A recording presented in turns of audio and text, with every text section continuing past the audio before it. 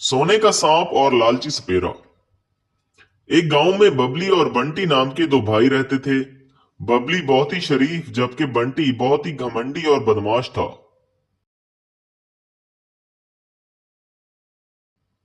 हर रोज दोनों भाई जंगल से लकड़ियां काटकर बाजार में बेचा करते थे, जिससे इनका गुजारा होता था।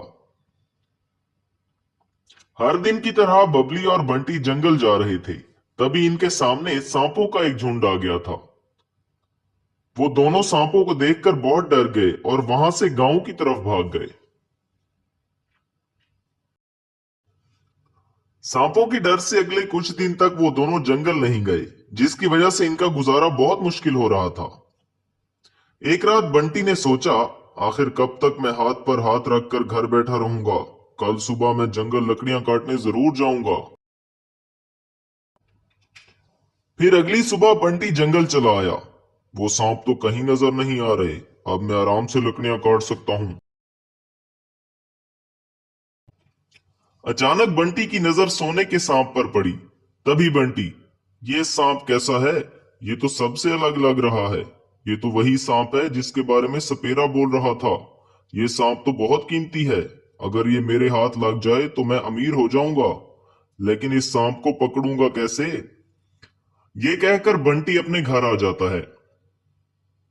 जब से सोने के सांप को देखा है, नींद नहीं आती। सुबह इस सोने के सांप को जरूर पकड़ूंगा। बंटी सोने के सांप को मारने के लिए जंगल चला गया। कुछ देर इधर उधर ढूंढने के बाद सोने का सांप बंटी को नजर आ गया। आज तो मैं तुम्हें मार कर रहूंगा। बंटी जैसे ही सोने के सांप को मारने लगता है, तभी एक सांप बंटी को काट लेता है। सुबह होते ही बबलू बंटी के घर आता है। उसने देखा कि भाई घर पर नहीं है। अरे, भैया सुबह सुबह कहाँ चले गए? बबलू इधर उधर बंटी को ढूंढने लगता है।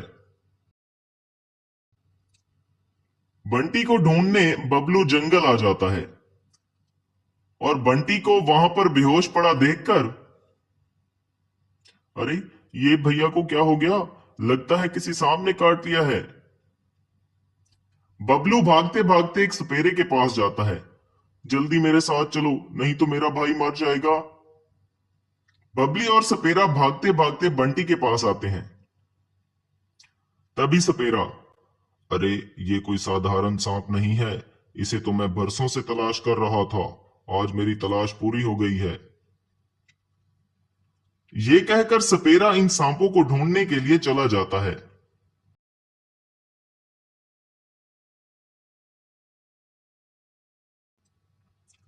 तभी सांप इसके आसपास इकट्ठे होकर, क्या हुआ? हमें देखकर इतना क्यों डर रहा है? क्या तुझे हमारी ताकत का अंदाजा नहीं है? एक पल में तेरी जान ले लेंगे। अगर तेरे जैसे लालची लोग इस दुनिया में रहे तो लोग ईमानदारी की कमाई भूल जाएंगे। अब तुझे मरना ही होगा। ये बोलते ही सोने के सांप उसे काट लेते हैं और सपेरा नीचे गिर जाता है। तभी बबली वहां आ जाता है।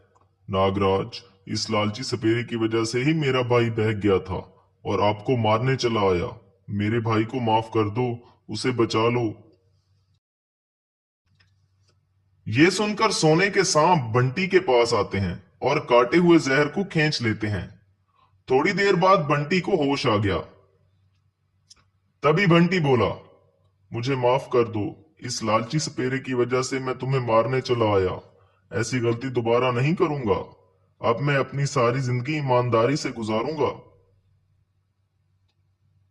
फिर वो दोनों भाई खुशी खुशी घर चले जाते हैं।